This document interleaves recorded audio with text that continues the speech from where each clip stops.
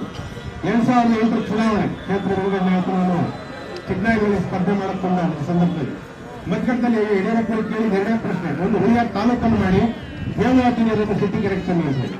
ಆದ್ರೆ ಅವ್ರ ಭಾಷೆಯಲ್ಲಿ ಶೆಟ್ಟಿಕೆರೆ ನೀರು ತರೋದು ಹೇಳೋದನ್ನು ಹುಳಿಯಾರ್ ತಾಲೂಕು ಮಟ್ಟಿಗೆ ಹೇಳಲಿಲ್ಲ. ಹೇಳಿದ್ರೆ ಶೆಟ್ಟಿಕೆರೆ ನೀರನ್ನು ಯಾವುದೇ ಕಾಲಕ್ಕೆ ಮೀಸಲ ತರ್ತೀವಿ ಅಂತ ಹೇಳಿ.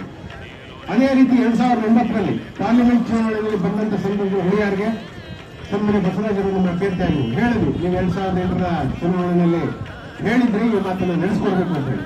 ಆಗ 2009ರಲ್ಲಿ ಕೂಡ ಅವರು ಮುಖ್ಯಮಂತ್ರಿಗಳಾಗಿದ್ದಂಥ ಸಂದರ್ಭದಲ್ಲಿ ಹೇಳಿದ್ರು, ನಾನು ಯಾವುದೇ ಕಾರಣಕ್ಕೂ ಹಿಂದೆ ಸರಿಯಿಲ್ಲ, ಕುಡಿಯುವ ನೀರಿಗಾಗಿ ನಾನು ಆ ಪರ್ಮಿಷನ್ ಕೊಡಿಸ್ತೀನಿ, ಇದು ನನ್ನ ಮಾತು ಅಂತ ಹೇಳಿ ಅವತ್ತು ಮಾತನ್ನು ಎಲ್ಲರಿಗೂ ಕೂಡ ಹುಳಿಯಾರಿನ ಮಾಧ್ಯಮಿಕ ಶಾಲಾ ಆವರಣದಲ್ಲಿ ಕೊಟ್ಟು ಹೋಗಿ.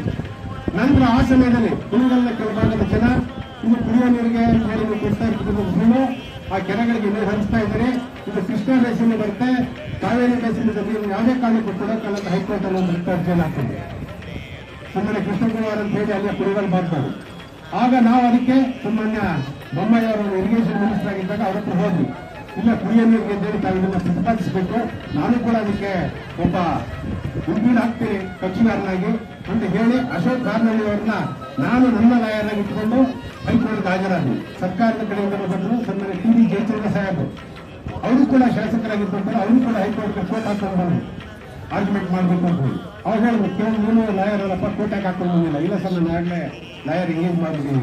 ನಾವು ಯಶಸ್ವಿಯಾಗಿ ಸನ್ಮಾನ್ಯ ಬೊಮ್ಮಾಯಿ ಅವರಿಗೆ ಅದನ್ನು ತಿಳಿಸಿ ಆ ಒಂದು ಆರ್ಗ್ಯುಮೆಂಟ್ ಮಾಡಿ ಅವ್ರ ಕೇಸ್ ಬಿಟ್ಟೋಟಾಯ್ತು.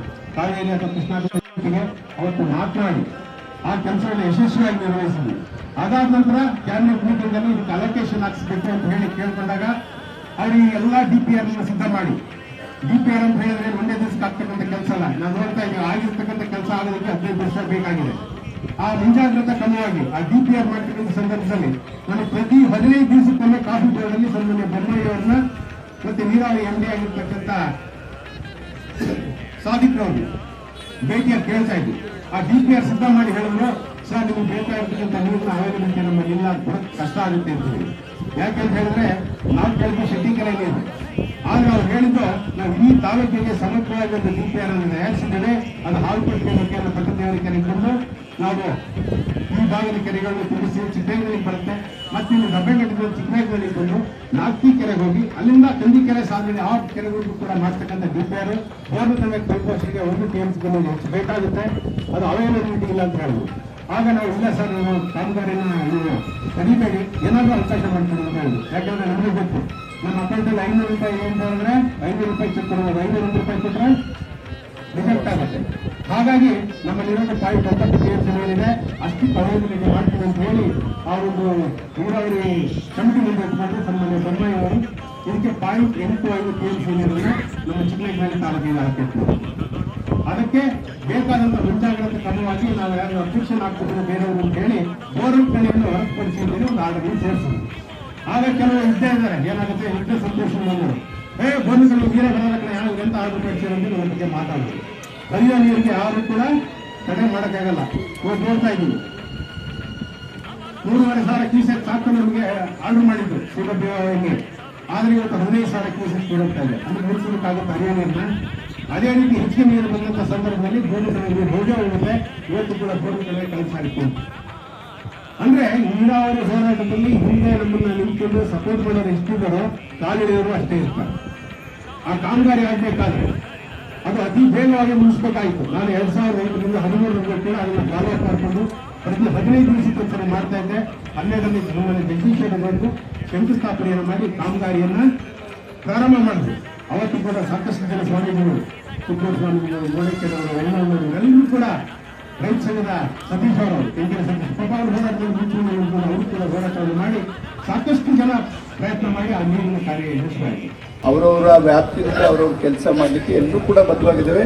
ನಾವು ಹಿಂದೆ ಹೇಳಿದ ರೀತಿಯಲ್ಲಿ ಇವತ್ತು ಇದು 1994ರಿಂದ ಇವತ್ತು ನಾವು ಕೂಡ ಅವಾಗ ಚಿಕ್ಕ ಹುಡುಗರನ್ನೇ ಆ ಸಂದರ್ಭದಲ್ಲಿ ಫಸ್ಟ್ ಹೇಮಾವತಿ ಪ್ರಥಮವಾಗಿ ಬರಬೇಕಾದಂಥ ಸಂದರ್ಭದಲ್ಲಿ ಮೊದಲು ಏನು ಜನತಾ KCPಯಿಂದ ನಮ್ಮ ತಂದೆ MLA ಆಗಿ ಅಲ್ಲ KCPನಲ್ಲಿ MLA ಆಗಿ ಆಯ್ಕೆ ಆದರು ಆ 94ರಲ್ಲಿ. ಆ ಸಂದರ್ಭದಲ್ಲಿ ಎಲ್ಲರೂ ಕೂಡ ದೇವೇಗೌಡರ ಪಕ್ಷ ಸೇರಿದಂಥದ್ದು ನೀರು ಕೊಟ್ಟರೆ ನಮ್ಮ ತಾಲೂಕಿಗೆ ನೀರು ಕೊಟ್ಟರೆ ನಾವೆಲ್ಲ ನಿಮ್ಮ ಜೊತೆ ಬರ್ತೇವೆ ಅಂತಕ್ಕಂಥದ್ದು ಉದ್ದೇಶ ಇಟ್ಕೊಂಡು ಅವತ್ತು ಚಿಕ್ಕನಾಯಕನಹಳ್ಳಿ ಕೆರೆಗೆ ಎಲ್ಲ ನೀರನ್ನ ತರಲಿಕ್ಕೆ ಅವತ್ತು ಮಾಡಿದಂಥದ್ದು. ಅಕಾಲಿಕ ಅವ್ರ ಮಧ್ಯದಲ್ಲಿ ಮರಣವಾದ ನಂತರ ಮಾಧುಸ್ವಾಮಿ ಅವರು ಮುಂದುವರೆದ್ರು. ಮಾಧುಸ್ವಾಮಿ ಅವರು ಕೂಡ ಅದಕ್ಕೆ ಪೂರಕವಾಗಿ ಕೆಲಸ ಮಾಡ್ಕೊಂಡು ಬಂದರು. ನಂತರ ಅದನ್ನು ನಾನು ಶಾಸಕನಾದಂಥ ಸಂದರ್ಭದಲ್ಲಿ ಘನತೆಯುತ ರಾಜ್ಯಪಾಲರಂಥ ರಮಾದೇವಿಯವರನ್ನು ತಿಳಿಸಿ ಅದನ್ನ ಉದ್ಘಾಟನೆ ಮಾಡುವಂಥ ಅವಕಾಶಗಳು ಅವರ ಕಾಲಕ್ಕೆ ಅನುಸಾರವಾಗಿ ಏನೇನು ಕೆಲಸ ಮಾಡಬೇಕು ಎಲ್ಲ ಶಾಸಕರಾದಂಥವ್ರು ನಾವೆಲ್ಲರೂ ಕೂಡ ಮಾಡ್ಕೊಂಡು ಬಂದಿದ್ದೇವೆ. ಆ ನಿಟ್ಟಿನಲ್ಲಿ ಈ ಹೇಮಾವತಿನೂ ಕೂಡ 2011ನೇ ಇಸ್ವಿಯಿಂದ 2011ರಿಂದ ಈ ಹೋರಾಟಗಳು ಪ್ರಾರಂಭ ಆಗಿ ಅವತ್ತಿದ್ದಂಥ ಸರ್ಕಾರದಲ್ಲಿ BJP ಸರ್ಕಾರ ಇದ್ದಂಥ ಸಂದರ್ಭದಲ್ಲಿ ಕೂಡ ಇವತ್ತು GS ಬಸವರಾಜ್ ಅವ್ರನ್ನ ಎಲ್ಲರನ್ನೂ ಕೂಡ ಕಿರಣ್ ಕುಮಾರ್ ಅವ್ರನ್ನೆಲ್ಲರನ್ನೂ ಕೂಡ ನಾವು ಪ್ರತಿ ಬಾರಿ ಸ್ಮರಿಸ್ಕೊತೀವಿ. ಯಾರನ್ನೇನೋ ಬಿಟ್ಟಿದ್ರಲ್ಲಿ ಹೋರಾಟದಲ್ಲಿ ಅಂತಕ್ಕಂಥದ್ದಲ್ಲ, ಅವ್ರವ್ರ ವ್ಯಾಪ್ತಿನಲ್ಲಿ ಅವ್ರಿಗೆ ಶಕ್ತಿ ಅನುಸಾರ ಅವ್ರಿಗೆ ಎಲ್ಲೆಲ್ಲಿ ಇನ್ಫ್ಲೂಯೆನ್ಸ್ ಮಾಡೋಕ್ಕೆ ಸಾಧ್ಯ ಇರುತ್ತೋ ಎಲ್ಲರೂ ಕೂಡ ಇದಕ್ಕೆ ನಮ್ಮ ತಾಲೂಕು ಅಂತಕ್ಕಂಥ ಅಭಿಮಾನದಲ್ಲಿ ಎಲ್ಲರೂ ಕೂಡ ಕೆಲಸ ಮಾಡ್ಕೊಂಡು ಬಂದಿರೋದೆ. ಅದರಲ್ಲಿ ಯಾರ ತಾರತಮ್ಯನೂ ಕೂಡ ಇಲ್ಲಿ ನಾನು ಯಾರು ಕೂಡ ಹೇಳಲಿಕ್ಕೆ ಹೋಗಲ್ಲ. ಆ ನಿಟ್ಟಿನಲ್ಲಿ ಇವತ್ತು ಪರಮ ಪೂಜ್ಯರೆಲ್ಲರೂ ಕೂಡ ನಮ್ಮ ಜೊತೆ ಸೇರಿಕೊಂಡು ಇವತ್ತು ಹೋರಾಟಗಳು ಮಾಡಿಕೊಂಡು ಎಲ್ಲ ರೈತ ಸಂಘಗಳು ಕೂಡ ಇವತ್ತು ನಮ್ಮ ಷರತ್ತು ಎಲ್ಲ ಇದ್ರು ಅವಾಗ ಅವರೆಲ್ಲ ಕೂತ್ಕೊಂಡು ಹಿಂದೆ ಅವರೆಲ್ಲ ಸಾಕಷ್ಟು ಪ್ರಯತ್ನಗಳನ್ನ ಕೂಡ ಮಾಡ್ಕೊಂಡು ಬಂದಿರೋದು ಇವತ್ತು ಸ್ಮರಿಸ್ಕೊಳ್ಳೋದ್ರ ಜೊತೆಯಲ್ಲಿ ಇವತ್ತು ಒಂದೇನಾಗಿದೆ ನಮಗೆಲ್ಲ ಕೂಡ ಗೊತ್ತಿದೆ, ನೀವು ಕೂಡ ಹತ್ತಿರದಿಂದ ಎಲ್ಲದನ್ನು ಕೂಡ ನೋಡಿದ್ರಿ. ಎಲ್ಲ ರೀತಿಯಲ್ಲೂ ಕೂಡ ಇವತ್ತು ಹೇಮಾವತಿ ನೀರು ಬರೋದಕ್ಕೆ ಯಾವುದೇ ಒಂದು ಅಡ್ಡಿ ಆತಂಕ ಇಲ್ಲ.